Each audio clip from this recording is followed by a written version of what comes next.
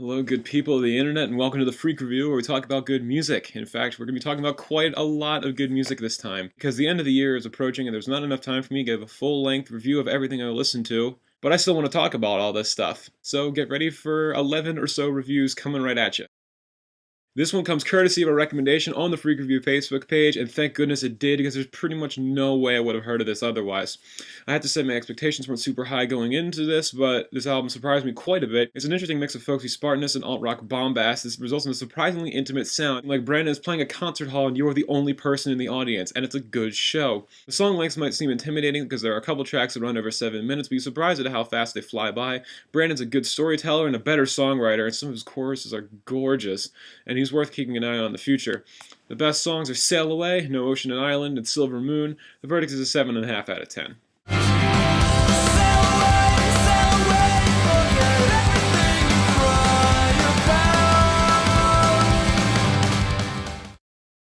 Now, I love this band dearly. Project 86 is one of my favorite bands of all time. Their 2004 album, Songs to Burn Your Bridges By, is in my top 3 of all time. But this album didn't stick with me all that much, despite my repeated attempts listening to it over and over and over and over again. There's nothing offensively bad on here. It's a lot of pretty generic nu metal, which is really disappointing for a band that's shown that they can do a lot more than that. The lyrics are kind of so-so, and considering how literate Andrew Schwab is, that's a real disappointment. There are a couple of good moments that keep this from being a total waste of time, but for the most part, this is a huge disappointment. The best songs are Sots, Fall Goliath Fall, and Above the Desert Sea. The final verdict is a 5.5 out of 10.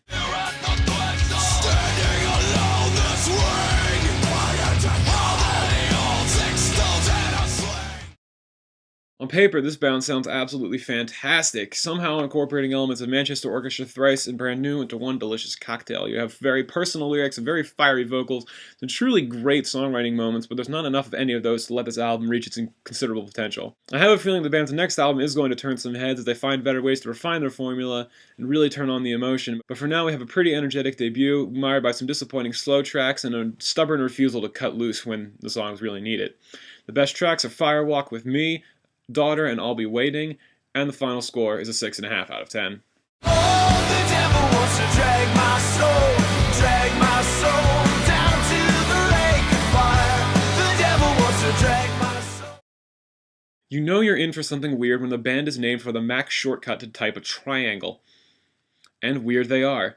This band kinda sounds like Aaron Weiss from Me Without You found himself tripping balls in a room filled only with synthesizers. And it's kind of addicting. The band's been getting noticed for their originality, and they have that in spades. There's also a lot of musical texturing going on, too, so you have the time and effort to invest in listening to this, you will notice a ton of fun little tricks. By the way, if you ever figure out what any of these lyrics mean, please let me know, because I'm totally lost. The best tracks include Dissolve Me, Tessellate, and Fitz Pleasure, and the final verdict is a 7 out of 10.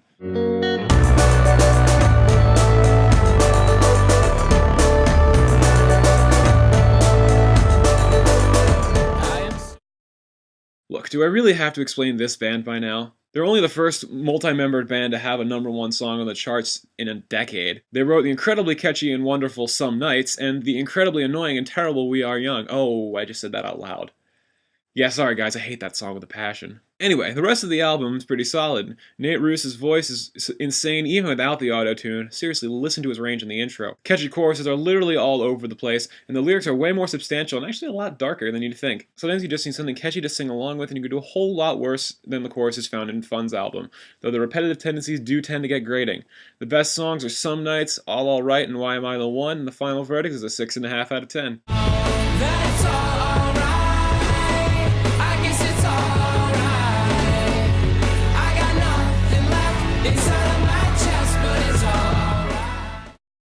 Also known as every hipster's favorite album this year, Japan Droids have a unique brand of alt garage rock that relies on a very simple formula. Be as catchy and sing-alongable as humanly possible, and be really sincere in the process. No idea how they pull this off so well, but pull it off they do. Almost every song on here is just about partying or enjoying life, and all but one are a blast to listen to. I still don't know what an adrenaline night shift is, but they do a great job making it sound fun. The intentionally fuzzy production works wonders here, and even though this is a tease of an album in 8 tracks, you owe it to yourself to check it out. The best songs are Nights of Wine and Roses, The House That Heaven Built, and Continuous Thunder, and the verdict is a 7.5 out of 10. When they love you anywhere, tell them all they'll love in my shadow. And if they try to slow you down, tell them all to go to hell. One of the kings of grooves returns again and just refuses to make an album as good as Mano Celoso. Oh well, all you can really expect from these guys is some catchy choruses and songs to bob your head to, and this is essentially an entire album full of that. Problem is, it doesn't hold up very well in repeated listens, which is quite a bit of a shame. The band has prodigious talent for songwriting and technical skills, but for the most part refuses to show it, thinking that stripping down their sound will make their choruses catchier. I mean, catchy maybe, but not memorable, and that's a problem. The best songs here are Cold Company, Empty Party Rooms, and Lies and Eyes, and the final verdict, unfortunately, is a 5 out of 10. Do you want to know? Make a decision, it never feels like.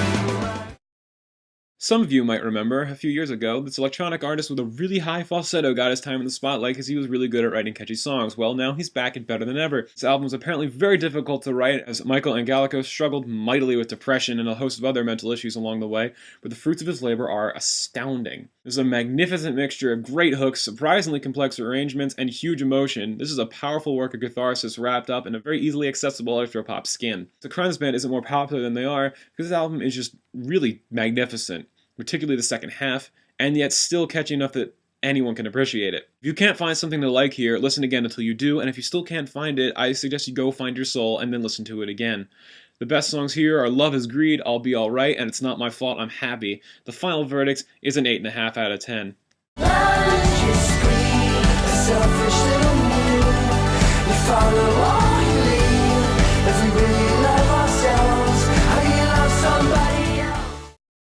Yes, that's quite a mouthful, and about 3 exclamation points too many, but this giant of post-rock is finally back. There are 4 songs in this album. 2 of them are 20 minutes long, and the other 2 are 6-minute ambient drones. This is obviously not an album for the faint of heart. I played it in my apartment once, and my roommate's reaction was terror. Not because it's particularly scary, it's all instrumental, but it is a little bit unsettling.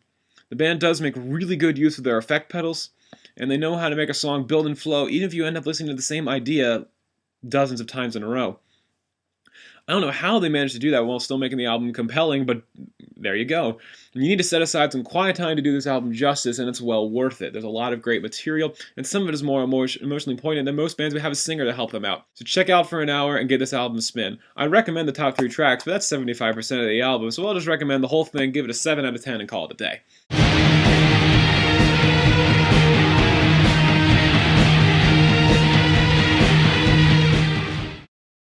Talk about another comeback. This band got my attention way back in 2004 with their awesomely titled No Sir, Nihilism Is Not Practical, which was a ridiculous mixture of spastic screams, sex-syllable words, and guitars.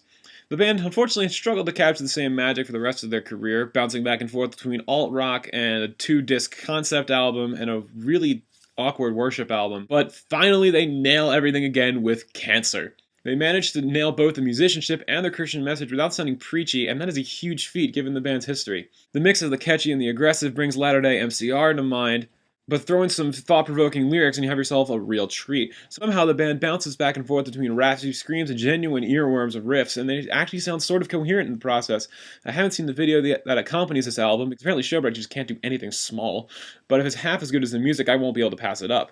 The best songs here are I'm Afraid That I'm Me, Escape from Planet Cancer, and Sex with Strangers, and the final score is an 8 out of 10. They stack us up conveniently, fed up from their tables. They lose what we should know because we were unable. As we grow, we feel we know the truth of where we've been.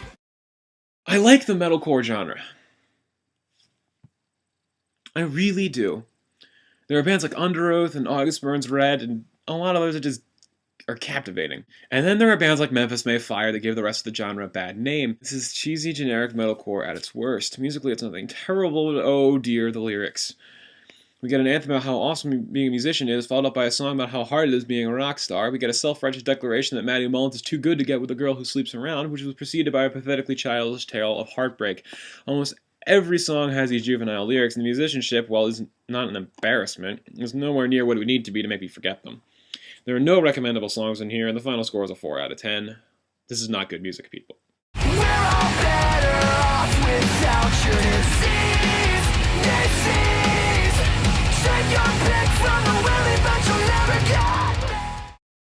And now we end this reviewing spree with the first album I got really excited about this year, and also an example of how to do metalcore right. Memphis May Fire, pay attention. This album is a sludgy, non-stop assault in your ears. There's some really impressive guitar work, both in the blistering solos and the meaty riffs. Yes, this album is almost cripplingly homogenous, but it's kind of impressive how many times they manage to use the same freaking formula to turn out a great song. There's some pretty straightforward song structures, but sometimes it seems like every song is Randy Blight's attempt to top the chorus of the previous one, and he usually does it. He doesn't need clean vocals here to make it happen. Here's throaty growls at its finest. Oh, and the last song on this album still gives me chills every time I listen to it. If you're looking for an easily accessible headbang, look no further. Best songs are King Me, Insurrection, and Terminally Unique, and the final score is an 8.5 out of 10.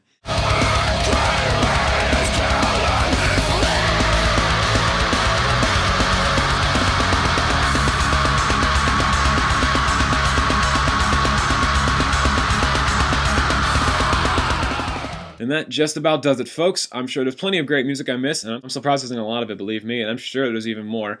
But that's all I've got for now. Keep your eyes peeled for the Freak Reviews year-end spectacular, and enjoy the holidays, and of course, go listen to good music, everybody.